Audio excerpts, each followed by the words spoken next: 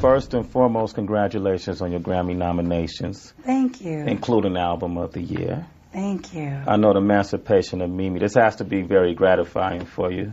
It's incredibly gratifying, and I think we've spoken a couple times throughout this project, and it's just been like incredible blessing one after another. So it's amazing. You and Jermaine Dupri, this is like a award-winning tandem, the two of you. Every time you guys come together, you always produce hits. You know, at what point did you decide to work with Jermaine on this album?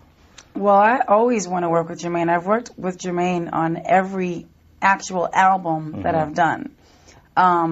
But this time around, he was really busy with Usher in the beginning of the recording process. And it wasn't that I called and was like, he was like, I'm busy with Usher. No, he was just out winning awards with Usher. And I was like, let me just do other things and whatever. And then I saw him in Mexico, played him some of what I had. He had certain favorites, one of which didn't even make it onto the album.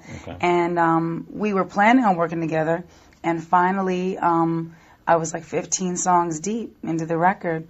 And both L.A. Reid and Benny Medina were like, why haven't you and J.D. gotten together yet? And it's like, I was like, I don't know, maybe he's busy. And I called him, he's like, come down tomorrow. So I came down there, my usual 2, 3 in the morning, arrival. They were like, thanks, because typically they're going out to the club at that time. So we worked till like 6, 7 in the morning. And I think the first one we did Like That and Shake It Off. I wasn't even part of her record at first. It was just like something that I think L.A.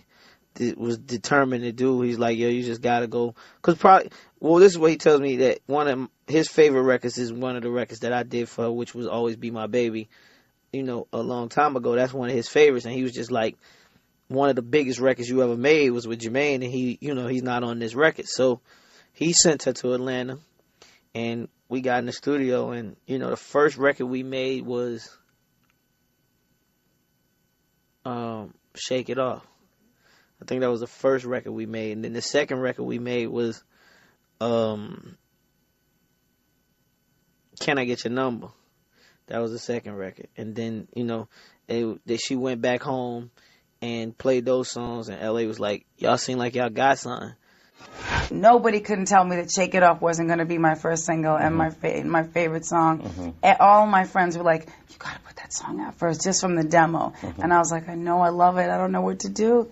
So then L.A. was like, you guys should go back down there. Go back to Atlanta and do one more just to see what happens, because you make magic together. When I went in the studio, that was my whole thing. It was just like, Mariah, let's just make records that remind me of, the records that I used to hear before I even worked with you. So I had to give her a piece of me, and at the same time she gave me a piece of her, and we, like you said, a collaboration together. So it became something that's, I guess, unbreakable at this point. Okay, let's talk about It's Like That. Okay. Now, I want to understand, what do you come up with some of these lyrics? Because they're some of the most catchiest lyrics. And when you listen to them, you go, wait a minute, what made her think of them girls are ash and I'm lotion? It actually says, them chickens is ash and I'm lotion.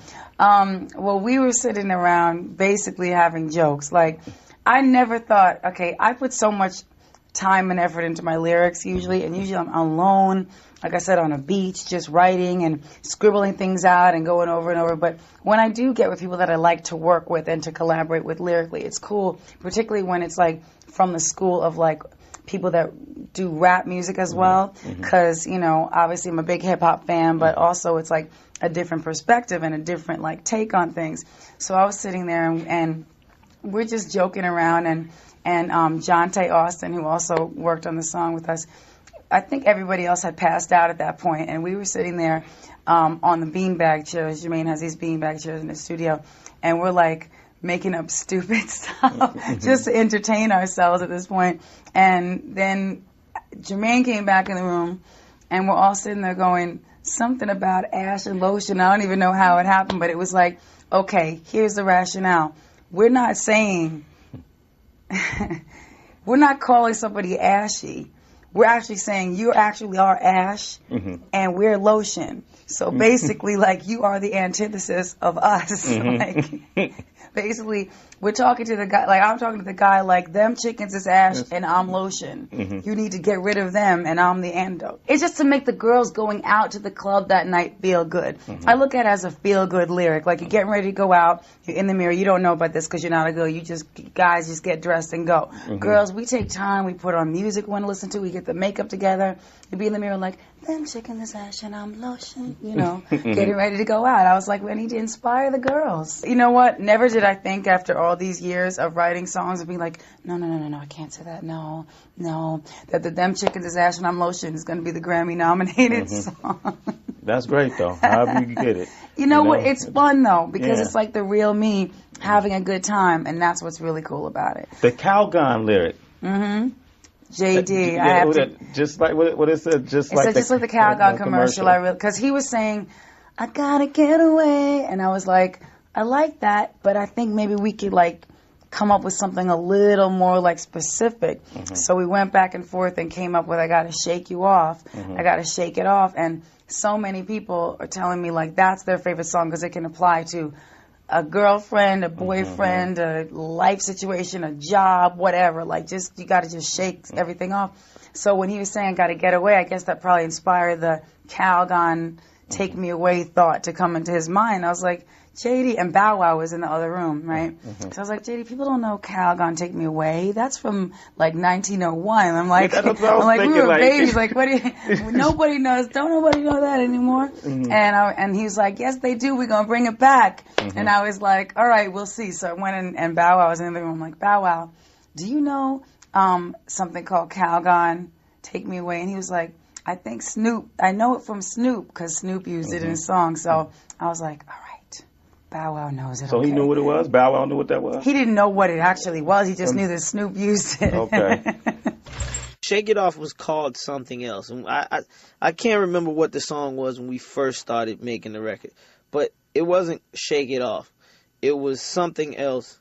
And it had something to do with I got to get away from this situation. Even though that's what Shake It Off means, is to get it.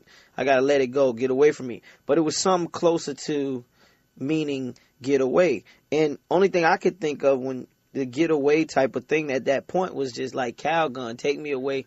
Like, you know what I'm saying? Like Calgon, I thought it explained best to get away. But I think when I said it, I was showing my age too. I showed my age because I guess a Calgon commercial ain't been on in the last 10 years or something. So she was like, Calgon?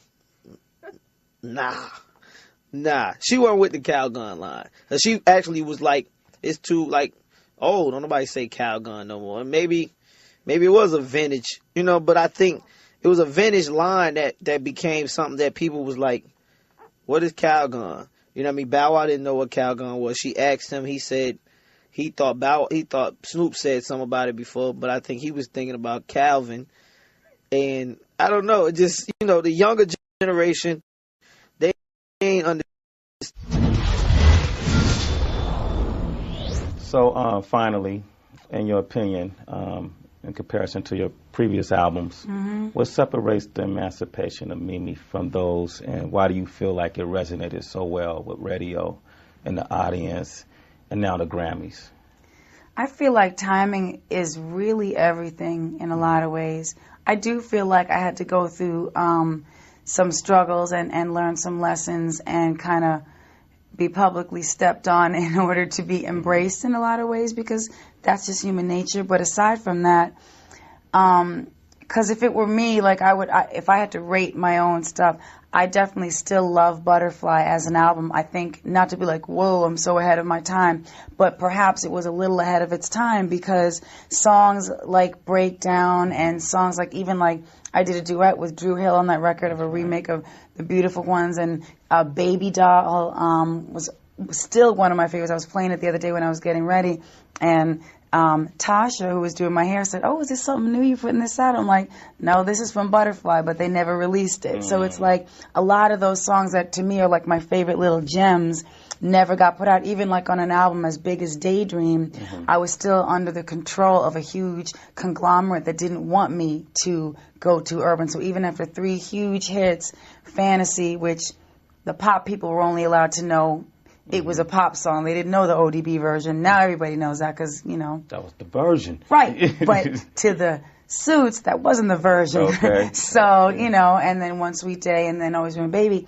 Still, they made me put out like a real straightforward ballad, and I wrote it. I know how to do that, you know, afterwards. But I wanted a song called Underneath the Stars, which to me is some of my best writing, lyrically, melodically, and in every way. And it was never released. So, you know, I think that this time around, the great thing is the songs that I love were allowed to be released. Wow. And I was, you know, the people that I'm dealing with, everyone from, you know, everybody at the label really, you know, is so supportive of me being me. And I think the fact that L.A. Reid came there was really a godsend because he didn't try to put me in a box that I don't belong in. He didn't try to say, let's capitalize on what people think this or people think that. He was just like, you make great records and I love what you do. And I was like, hi, I love what you do, and you've inspired me to be the writer and the artist that I am. So, you know, it was such a blessing to have someone there who understands and gets it. And so for the first time, it was like, let's just do you.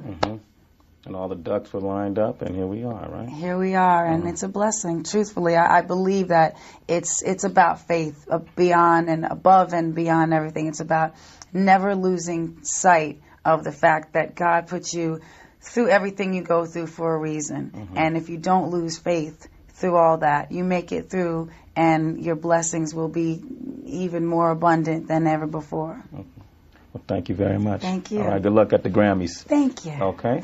See you there. Okay. All right, darling. That's good. Well put.